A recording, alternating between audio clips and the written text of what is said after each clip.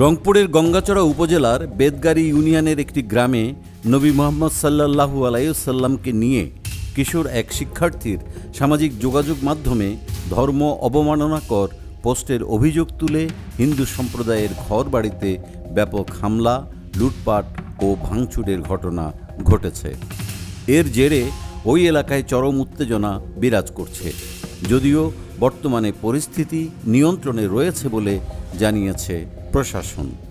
অভিযুক্ত কিশোর স্থানীয় একটি বেসরকারি শিক্ষা প্রতিষ্ঠানের শিক্ষার্থী। পুলিশ তাকে আটক করে আদালতের মাধ্যমে কারাগারে পাঠিয়েছে। তার বিরুদ্ধে সাইবার সুরক্ষা আইনে মামলা হয়েছে বলে জানিয়েছেন গঙ্গাচড়া উপজেলা নির্বাহী কর্মকর্তা মাহমুদ হাসান খান। তিনি বলেন, ঘটনার সূত্রপাত হয় শনিবার, যখন অভিযোগ আসে একজন কিশোর ধর্ম অবমাননাকর পোস্ট দিয়েছে। পুলিশ তাকে সঙ্গে সঙ্গেই আটক করে। এর পরেও উস্কানিমূলক ঘোষণা দিয়ে রবিবার দুপুরে প্রায় ২-৩ হাজার মানুষ মিছিল নিয়ে হামলা চালায়। অন্তত ১৫টি বাড়িঘরে ভাঙচুর ও লুটপাট করা হয়েছে। ঘটনার পরপরই সেনাবাহিনী ও পুলিশ ঘটনাস্থলে গিয়ে পরিস্থিতি নিয়ন্ত্রণে আনে। সোমবার এলাকা জুড়ে টহল দিচ্ছে যৌথ বাহিনী। তবে স্থানীয় হিন্দুদের মধ্যে এখনও আতঙ্ক বিরাজ করছে। একজন ভুক্তভোগী স্থানীয় বাসিন্দা দিলীপ রায় জানান, যার বিরুদ্ধে অভিযোগ সে এমন কিছু করেনি বলে জানিয়েছে। আমরা নিজেরাই নিরাপত্তার কথা ভেবে তাকে পুলিশের হাতে তুলে দেই, তারপরেও আমাদের ঘরবাড়ি রেহাই পায়নি।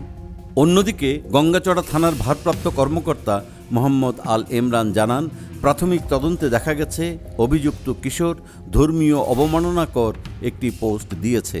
তাকে গ্রেপ্তার করা হয়েছে। এরপর থেকেই উগ্র কিছু লোক এলাকায় অস্থিরতা ছড়ায়।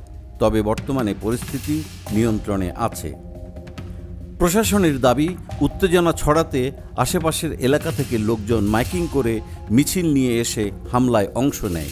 নীলফামারীর কিশোরগঞ্জ উপজেলার কিছু ব্যক্তি এ ঘটনার সঙ্গে জড়িত বলেও জানা গেছে।